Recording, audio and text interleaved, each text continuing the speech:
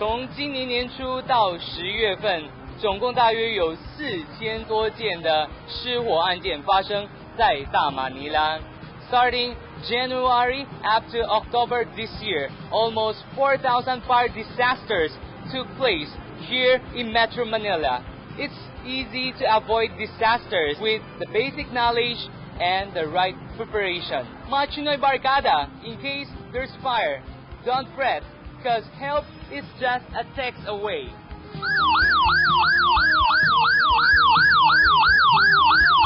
现在只要一按拇指头，就可以拯救正在火灾难中的不幸人士了。想要知道更多吗？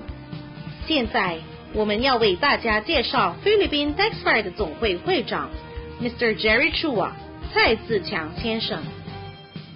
Yung Texfire Foundation nag-umpisa ito 2 years ago lang, no? Dati kasi wala kaming foundation, through cellphone lang. Pero 9 years ng Texfire. At Texfire, we have 2 kinds of membership. One, yung pupunta sa mga sunog, no? Ang tawag namin dyan ay Texfire Firefighter, no? At yung isang membership naman namin is yung Texfire through cellphone lang. Right now, we have 128 fire volunteer groups. Wala kaming dues, walang membership fee, walang donation. Basta volunteer ka at meron kayong fire trucks or ambulances, no? Pwede na kayo mag-join sa Texfire. Nag-umpisa yung Texfire sa cellphone ko lang, no? At wala kaming grupo, no? Basta pag may malalaking sunog, tinetext ko sa mga fire volunteers. Pagkatapos, no, tinetext ko naman sa mga kaibigan ko. Kasi may isang araw, no, pumunta siya sa isang market, no? At mag-asawa sila, natira lang sa bahay yung 3 anak niya at yung yaya. Nung natanggap niya yung text ko, sabi, uy, nasa likod lang ng bahay namin ito, ah. Doon ko nalaman na, uy, yung text pala na yan, nakakatulong. Doon na nag-umpisa yung Texfire, no? At kaya ngayon, aside from, pwede ka na mag-report kung saan ang sunog, pwede mo rin malaman kung saan ang sunog. By texting FIRE, send mo sa 0918-6888888.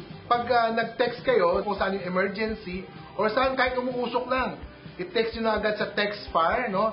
Type nyo report, space, exact location ng may sunog, send mo sa 0918-6888888. Una sa lahat, ito ay libre. Pwede mo gamitin yung free text mo or unli text, no? Wala kami kinikita sa Texfire, public service lang namin ito, no? At matatanggap na ng mga fire volunteers, at not only fire volunteers, even mga Bureau of Fire Protection, matatanggap niya yung report ninyo. We encourage you to join Texfire. Type nyo lang REG space, pangalan, space, apelido. Send natin sa 0918-6888888 or sa 0922-6888888. May isa pa, 0916-4888888. Okay, so sir, ito po yung ice box po ba na sinasabi mo sa akin kanina? Yes, ito tinatawag natin Texfire Ice Box. Bakit ice? Yes. Ang ibig sabihin nun is in case of emergency box, no? First in the Philippines ito, no? Ang gagawin mo lang, sasaksak mo sa wall, sa outlet, no? At yun lang, wala ka nang gagawin. Kung pag may emergency lang, pipindutin mo lang yan dito. At ang ganda nitong box na ito, kahit may disaster tayo, kahit brown out, gumagana ito. Ang battery nito is good for 14 days. Sa isang oras, nag-communicate siya dito sa amin for 12 times. Malalaman ng server natin dito sa Texfire kung nakasaksak ba, kung mahina ba signal nito. By the way, we are using GSM technology. Meron sa ibang bansa ito, pero ang ganda nito is wireless. Halimbawa, huwag naman mangyari, no? May emergency sa bahay, may sunog, pipindutin mo lang siya. Okay, so ayan. Umilaw na nag-alarm na siya. Ayan. It's supposed to be tutunog ito ng maingay. Tut. Kasi ngayon, masyadong malakas. Ito, alarm ito ng malakas. Within 1 minute, okay. Alam mo na, Texfire. So, na-press natin. So, ito na. Nakikita mo dyan, as of now, nakalagay ngayon is nandito sa ungpin. Kasi so, makikita natin. Ayan, sa subscribe. By the way, ito, hindi na binibenta. Ito, dinodonate lang namin ito. Okay. So far, dito sa Pilipinas, ilan na ang ice box natin? As of now, no? Na naka-install? As of now, nag-install tayo sa Chinese General Hospital. Susunod yung PGH at yung mga schools yung mga lugar na maraming tao at yung mga lugar na madalas nagkakaroon ng sunog, i-donate natin sa mga barangay chairman para mabantayan nila itong icebox na ito. Mga Chinoy Barkada, tragedy can strike any moment. Kaya naman through Textfire, it's soothing to know that we have the power to help save lives. Ayan! Member na rin ako! So don't change that channel, keep it here, only here on Chinoy TV, 飞华电视台。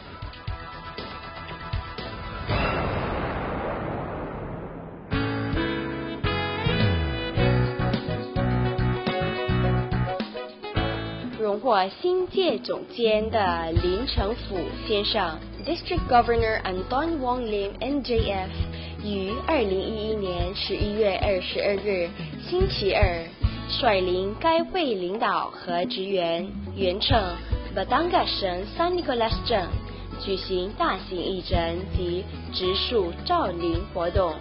为了隆重庆祝该会成立29周年，出席该项活动的特别贵宾包括原从美国总部前来祝贺的 PID Joseph Joe Preston 和 PID Richard Dick Sawyer。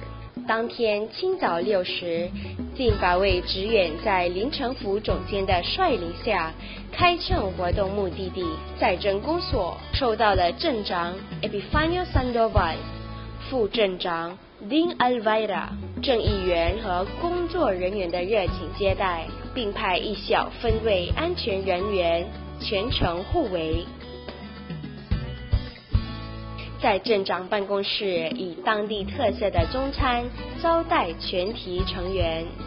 该天义诊共有1000多位当地居民受惠，治疗范围包括牙科、内科、小儿科等，并免费赠药。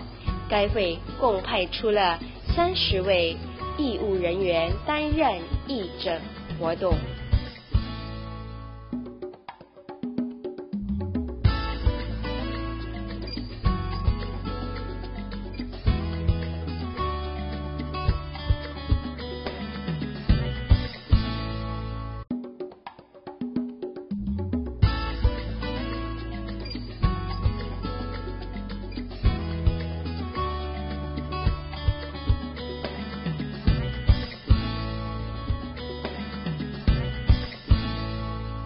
Team Aggressive versus Team Bravo. Sino kaya ang mananalo sa next challenge na paintball?